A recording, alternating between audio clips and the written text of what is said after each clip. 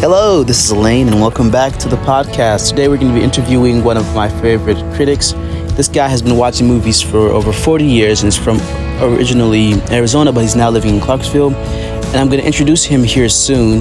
But today the topic is going to be movies that were originally comics or books and how those adaptations kind of changed them and sort of made them a little different from what the original book creator wanted.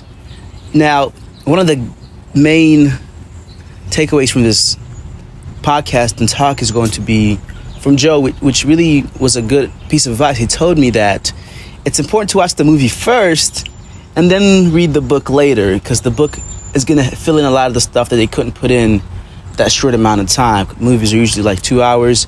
A book can become as long as it wants.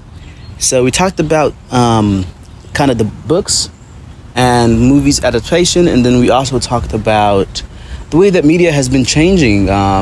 He obviously grew up in a different time. He's about 70 years old, so he didn't watch as much television until he got older as the technology advanced. So he's going to be talking about his experience and how that's also changed. So that's what you guys are going to be in for. Thank you guys for listening, and I hope you enjoy. Stuff like that. But some of the movies you were talking about, like something, the one about Russia's transformation from a monarch to a communist society. What was that called? Dr. Zhivago. It was a book. Okay. It was a book that was written before it was a movie. The book had to be smuggled out of Russia. Oh man, are you serious? Yeah, because it doesn't show the Russian communists in a really good light, you know? Oh man. So it was smuggled out, then it was published in the West, and then people, became familiar with the storyline. Wow, that's and crazy. It became a movie, yeah. Did you ever read the book, or you just watched the movie? No, I've read the book and watched the movie. What do you think is better? Because like a lot of people are critical of movies, because movies sometimes, for example, watch this film V's for Vendetta. I'm not sure if you've ever seen that. I know that movie, but it was it was originally a comic book, and the writer did not like the movie. He didn't want to be associated with it because it was a little soft compared to the original writing. Here's the deal that I've learned from 50 years of going to movies. All right. If you see a movie you like, and it's based on a book, read the book after. Because the book will give you all the detail that they couldn't put into 90 or 120 minutes. All right? Because the book writer can, he can give you a lot. He can. But the movie people, they can't. Because they're trying to, condense it down from the original story. Yeah. And they've got a budget to work with. So that's the reason. And I made that mistake one time. I can still remember it. I read a book called Firefox. Yeah. And it was the story of a secret agent that goes into Russia to steal Russia's newest jet airplane. Yeah. All right? And the book was great, man. He landed the plane on an ice floe. Yeah. And the submarine was there. And there's all kind of great stuff, right? So the movie finally gets made. In fact, Clint Eastwood was the main character, the pilot. And I went to the movie with a friend, a guy, my neighbor, actually. Yeah. It was a guy's movie. So Bob, I said, "What do you think, Bob?" He says, "Man, I really liked it. It was cool." Yeah.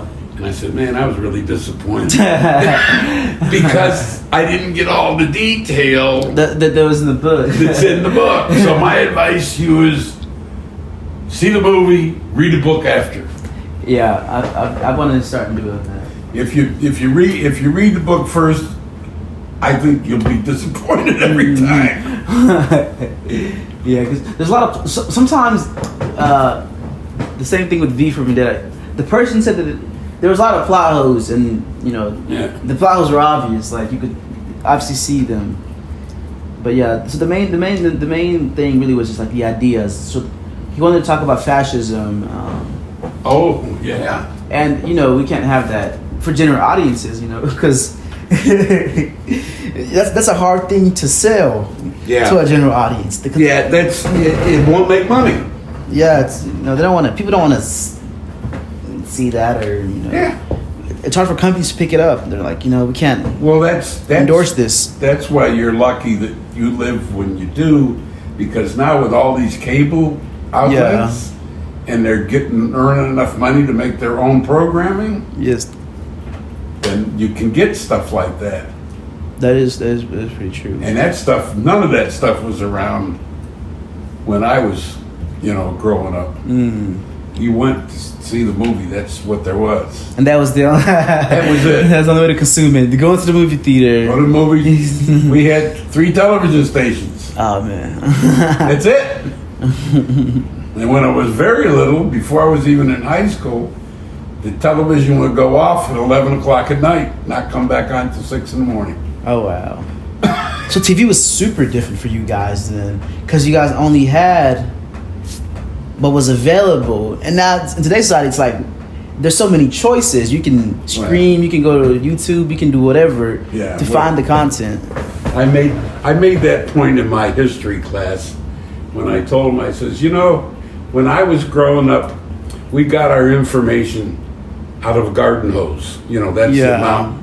You guys are getting it with a fire hose, totally full blast all the time. So you have more to choose from. We do a lot of options. A lot of options of ways to learn things. And we were very limited. I mean, I remember, not till I got to California had I ever even heard of a talk show at night. Late nights. On the radio. Okay. Now, there was comedy. There was Johnny Carson, who was the standard back then. Yeah. And he would bring on entertainers, but never nothing serious. He would bring in popular singers and comedians and entertainers just to sit there and talk. And that usually came on at where I lived. I think it was 11 o'clock at night. Okay. And a lot of times I'd stay up. I mean, the guy did a good show. Yeah. You can still see those old shows. You can. They're on DVD. They're on the archives. Yeah, they're in the archives. But yeah, when I moved to California in '62, and I would look for something to listen to on the radio, because back then everybody didn't have a TV in their bedroom, There was one TV, and the first year I stayed and lived with my sister and my brother-in-law. Yeah. And there was one TV, and it was out in the living room, and my brother-in-law was like clockwork. Yeah. 9 o'clock, turn off the TV, go to bed. I gotta go to work in the morning. I understand. Dang, yeah. So now you have it on your phone. Yes. On your TV. On your computer. Pad, on your laptop. Even some workout equipment has it. Well, yeah, you're right. If you go to a gym, come to think of it, if you go to a Planet Fitness or something, there's TVs. They got it on. They got a big screen up there. I went to I think it was a 24-hour fitness. Yeah. And they actually have an actual movie theater, like a legit, like a movie theater. And you're kidding. Yeah, no, seriously. And you get to pedal as you watch the movie. You can just sit there and watch them. But I was like, what's the point of this? In the gym. They should hook up all the people pedaling to a battery and make energy to run the TV. But yeah, so I guess, and the way we consume media has changed a lot of, it has changes for the better or worse. It's important to talk about these changes, and that's why I had somebody who's 70 years old talk to me today, because he's obviously seen where movies literally have started to now where movies are at. While I could have done the research, I felt it was better to have that sort of real life experience, and it was hopefully better for you guys as well. If you guys enjoyed the podcast, there's a full length on my Instagram. It's right down below in the bio. Thank you guys for listening, and have a good one.